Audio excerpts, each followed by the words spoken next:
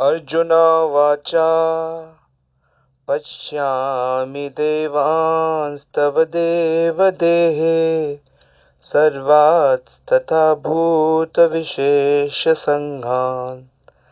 ब्रह्माणमीशं कमलासनस्थ मृषेश्च सर्वानुरागांश्च दिव्यान्। भगवद गीता के 11वें अध्याय का 15वां श्लोक। और इस श्लोक में भगवान के विश्व रूप को देखकर अर्जुन ने भगवान से क्या कहा वह आप सुनिए। अर्जुन ने कहा, हे भगवान कृष्ण, मैं आपके शरीर में सारे देवताओं तथा अन्य विविध जीवों को एकत्र देख रहा हूँ। मैं कमल पर आसीन ब्रह्मा जी, शिव जी तथा समस्त ऋषियों एवं दिव्य सर्पों को देख रहा हूँ। तो इस श्लोक में अर्जुन को जो दिख रहा था वह भगवान से कह रहे हैं।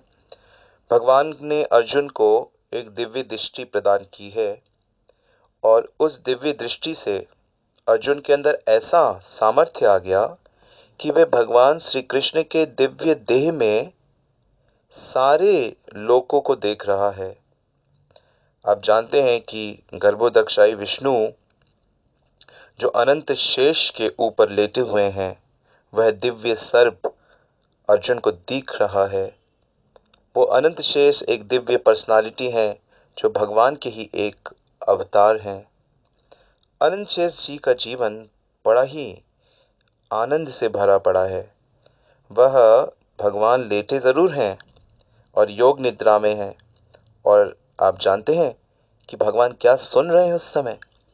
भगवान उस समय अनंत शेष के जो हजारों मुख हैं, श्वेत दीप के ऊपर उस शैया पे भगवान लेटे हैं। माता लक्ष्मी उनके चरणों की सेवा कर रही है और अनंत शेष भगवान की अनंत लीलाएं वो अपने मुख से सुना रहे हैं और भगवान उन लीलाओं को सुनकर, अपने भक्तों की लीलाओं को सुनकर आनंद में डूब जाते हैं। ये अनंत शेष की नित्य सेवा है। तो जिसे भी भगवान का गुणगान करना है उसे अनंत शेष का आशीर्वाद लेना पड़ेगा। और ये अनंत शेष भगवान की लीला में कभी बलराम बनकर, कभी लक्ष्मण जी बनकर, और महाप्रभु की लीला जब अभी अभी हुई तो उसमें ये नित्यानंद प्रभु बनकर प्रकट हुए। श्री नित्यानंद प्रभु ने एक अवधूत का जीवन जिया। किसी भी चीज़ की परवाह नहीं करते थे। केवल गौरांग गौरांग, महाप्रभु का जो एक नाम है गौरांग, उनके ही सेवक बन के बने रहे। हालांकि उनसे बड़े थे उम्र में 10-12 साल। तो इस प्रकार नित्यानंद की कृपा से यह भगवान की लीलाओं को फैलाने की शक्ति मिलती है। तो महाप्रभु के ऊपर जो 2 ग्रंथ लिखे गए हैं, चैतन्य चरितामृत और चैतन्य भागवत। चैतन्य भागवत श्री वृंदावन दास ठाकुर जी ने लिखा है और चैतन्य चरितामृत कृष्णदास कविराज जी ने। और दोनों के ही स्वप्न में नित्यानंद प्रभु ने आके उनको प्रेरणा दी कि तुम महाप्रभु की लीलाएं लिखो और मैं बोलता जाऊंगा। तो इस प्रकार हम देख सकते हैं कि अनंत शेष वो दिव्य रूप अर्जुन ने उसमें देखा, भगवान के विश्व रूप में देखा, और अर्जुन ने समस्त देवताओं को देखा। वास्तव में ये जो भगवान विष्णु के नाभि से जो प्रकट हुई, जो स्वर्ण कमल प्रकट हुआ, तो कमल के बिल्कुल ऊपर में ब्रह्मलोक है, जहाँ पे इस ब्रह्मांड को चलाने वाले सृष्टिकर्ता ब्रह्मा जी अपने भक्तों के साथ, ऋषियों के साथ वहाँ पे वास करते हैं।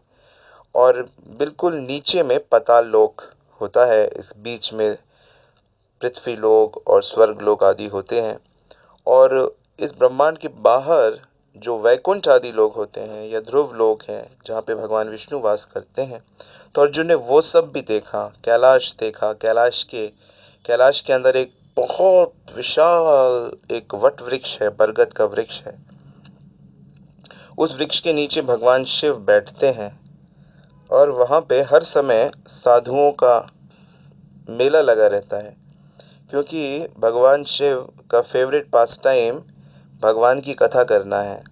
पार्वती जी भी और भगवान के पुत्र भी ये सब भगवान की लीला कथा सुनते हैं, भगवान की लीलाओं में भाग लेते हैं और इस प्रकार ये ट्रांसेंडेंटल यूनिवर्स, दिव्य जगत चलता रहता है। तो हर पर्सनालिटी अपने आप में बहुत महान है और हर पर्सनालिटी के भगवान के विषय में दिव्य दिव्य अनुभव हैं। इन अनुभवों को आप आध्यात्मिक वैदिक जगत के ग्रंथों में पढ़ सकते हैं, जान सकते हैं। पृथ्वी में रहने वाले जितने भी ऋषि हैं तथा पाताल लोक में रहने वाले जितने भी दिव्य सर्प आदि हैं, उन्हें भी सब अर्जुन यहाँ से बैठे बैठे देख रहे थे। और इस श्लोक में अर्जुन का ये कथन सिद्ध होता है कि स्वर्ग, मृत्यु और पाताल, ये तीनों जो लोक हैं ये अलग अलग नहीं दिख रहे उनको, ये सब के सब उनको एक जगह पे दिखते हैं। प्रविभक्तम अनेकाधा, 11वें अध्याय में उन्होंने 13वें श्लोक में बताया था कि उस त्रिलोकी में जब अर्जुन, उस त्रिलोकी से जब अर्जुन की दृष्टि हटती है, तब जिनको ब्रह्मलोक, कैलाश और वैकुंठ कहते हैं, वह सारे लोग भी अर्जुन को दिखने लगते हैं। और ये सब प्रभाव कहाँ से आ रहा है? भगवान के द्वारा दी गई दृष्टि से आ रहा है।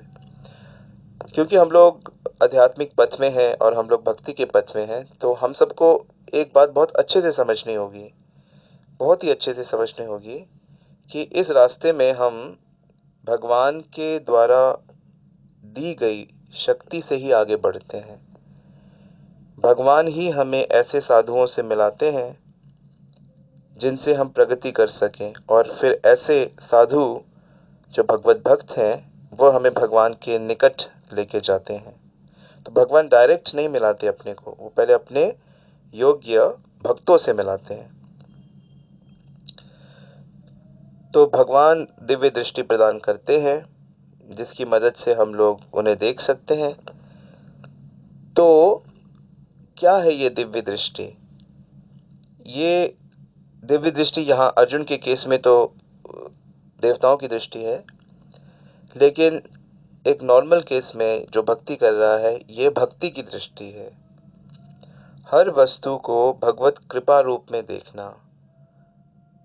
जो भी घटनाएं हमारे साथ होती हैं, उन घटनाओं का हमसे बहुत स्ट्रॉन्ग कनेक्शन है, इसलिए हर चीज़ को भगवत कृपा रूप से देखना। यदि कुछ चीज़ का नुकसान हो जाता है तो वो भगवत इच्छा है, ठीक है, उससे आसक्त ना हो, और कुछ बढ़ोतरी हो जाती है तो उस चीज़ की आवश्यकता है, उसको भगवान की सेवा में लगाओ।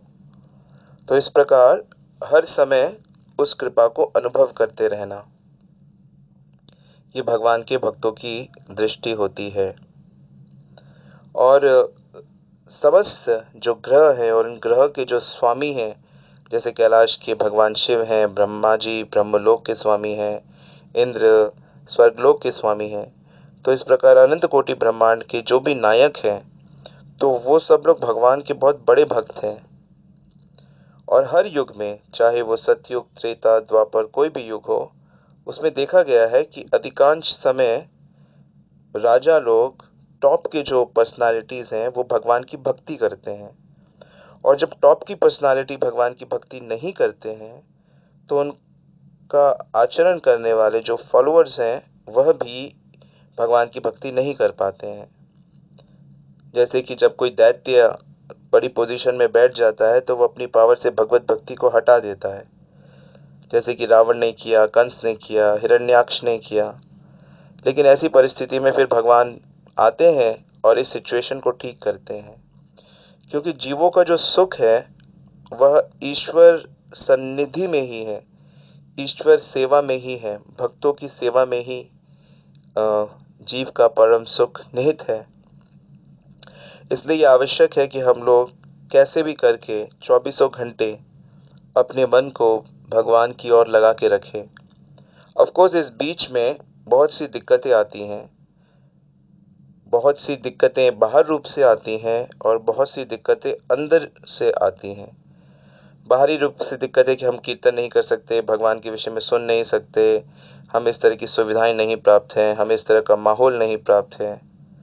और अंदर से क्या दिक्कतें आती हैं कि अगर ये सब हमें प्राप्त भी हैं तो फिर हम उसको आडंबर रूप से करने लगते हैं, हम उसको अपनी ताकत के रूप में दिखाने लगते हैं कि हमसे कितने लोग आकर्षित हो रहे हैं, कितने लोग हमको फॉलो करते हैं, और हम लोगों को ऐसी ऐसी कहानियाँ सुनाएं, ऐसे ऐसे श्लोक सुनाएं, ऐसी ऐसी घटनाएं, रोचक घटनाएं सुनाएं कि उसे सुनकर लोगों को बड़ा आनंद हो। तो भगवत तत्व की विवेचना छोड़कर अपना बड़प्पन दिखाना, अपना ज्ञान का प्रदर्शन करना, ये सब आंतरिक जो समस्याएं हैं, चैलेंजेस हैं, वो सब आने लगते हैं। तो साधक के लिए बहुत आवश्यक है कि साधक जब भक्ति के पथ पे चल रहा है तो वो बिल्कुल ईमानदारी के साथ इस रास्ते पे आगे बढ़े, और इसमें सबसे महत्वपूर्ण है कि वो अपने गुरु की शरण में रहे, वह अपने शिक्षक की शरण में रहे, और उनकी शरण में रह के उनकी आज्ञा से अपने भक्ति के साधनों को करे।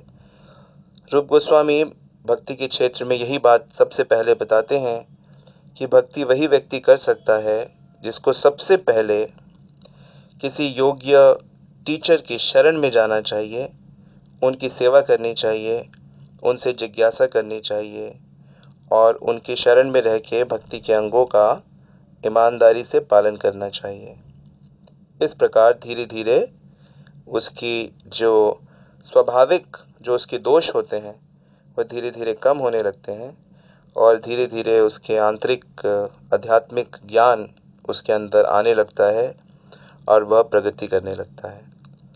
तो ये बड़ा विशेष पॉइंट है, इसे आप सब लोग याद रखिएगा कि भक्ति ऐसा नहीं कि हमने करनी शुरू की और सब कुछ अपने आप ही होता चला जाएगा। इसमें हमें भी सतर्क रहने की आवश्यकता है। इसके लिए भक्ति के ग्रंथों का रेगुलर स्टडी करना, स्पेशली भगवत गीता का अच्छे से अध्ययन करना, उस पे मनन करना, जो गीता में पॉइंट्स बताए गए हैं उसके बारे में बार बार सोचना, समझना और उसे अपने जीवन में उतारना। भक्ति रसामृत सिंधु, उपदेशामृत, चैतन्य चरितामृत और भागवत पुराण, ये कुछ ऐसे ग्रंथ हैं जिनको पढ़ने से गौड़ीय वैष्णव जो भक्ति करते हैं, जो हरे कृष्ण महामंत्र जप करते हैं, उसका कीर्तन करते हैं, तो उनके लिए ये बहुत आसान हो जाता है। तो आज के श्लोक में अर्जुन यही कह रहे हैं कि एक स्थान में बैठ के भगवान आपकी कृपा से मुझे सब कुछ दिखाई दे रहा है। तो अर्जुन को भगवान के विराट रूप में देवता और जितने भी प्राणी हैं, ब्रह्मा जी, विष्णु जी, शंकर जी, जितने भी ऋषि हैं, जितने भी नाग हैं, इन सब के समूह को वे देखते हैं। तो इसका अर्थ यही है कि मृत्यु लोक में बैठे बैठे ही अर्जुन देवलोक, ब्रह्मलोक, वैकुंठ लोक, कैलाश लोक, सारे लोक वो देख लेते हैं। यानी कि अगर कृष्ण की कृपा हो जाए किसी पे तो फिर तो कुछ बाकी नहीं रहता है। तो भगवान की विशेष कृपा है। भगवान की भक्ति मिलना वास्तव में भगवान की सबसे बड़ी कृपा है। अब देखिए, इतने सारे जीव हैं, ये सब भगवान के अंश हैं, पर जितने जीवों को मनुष्य देह प्राप्त है उन पे थोड़ी विशेष कृपा है। इस समय कृपा चल रही है, और इन मनुष्यों में भी जिन लोगों को भगवान के भक्तों का साथ प्राप्त है उन पे और ज़्यादा कृपा है, और जिन लोगों ने भगवत प्राप्ति को अपने जीवन का लक्ष्य बना लिया उन पे और ज़्यादा कृपा है। जो लोग भक्ति के नियमों का गंभीरता से पालन करते हैं उन पे और ज़्यादा कृपा है। तो इस प्रकार हम देखते हैं कि भगवान की कृपा धीरे धीरे मतलब बढ़ती ही जाती है। जैसे ही उसको अवसर मिलता है ये कृपा करने का, तो वह कृपा एक्सटेंड हो जाती है। इसलिए भगवान से सदैव भक्तिमय कृपा की आकांक्षा करनी चाहिए, प्रार्थना करनी चाहिए, और वह करुणामय अवश्य ही प्रार्थनाओं को सुनते हैं। तो जो कुछ भी कहने में, सुनने में आता है, वे सब का सब भगवान के एक अंश में स्थित है। भगवान पूर्ण रूप से, मूल रूप से बड़े ही सुंदर हैं, बहुत सुंदर उनका रूप है। और जब भगवान का ज्ञान कम होता है तब भगवान को कुछ साधु लोग निराकार समझते हैं, लेकिन जब भक्ति देवी की कृपा होती है तब निराकार वाले भी भगवान को साकार समझकर उनकी शुद्ध भक्ति करते हैं। तो संपूर्ण सृष्टि उस भगवान से उत्पन्न होती है, उसी के अंदर में रहती है। सब कुछ, ये जो पूरा सृष्टि है, ये हम भगवान के अंदर ही भी अंदर में रहता है और ये भगवान में ही लीन होता है। फिर बाद में पुनः भगवान से प्रकट होता है। इस प्रकार ये जगत चलता रहता है। लेकिन भगवान का जो दिव्य धाम है, जो वैकुंठ लोक है, जो गोलोक धाम है, वह हमेशा एक समान रहता है, स्थिर रहता है, उसमें कोई चेंज नहीं आता। और वहीं पे भगवान साक्षात हर समय प्रकट रहकर अपने प्रेमी भक्तों के साथ लीला करते हैं। तो हम सब भी उसमें भाग ले सकते हैं यदि हम भगवान को स्ट्रांगली चाहें और जम के भक्ति करें। शुभकामनाओं के साथ, हरे कृष्ण।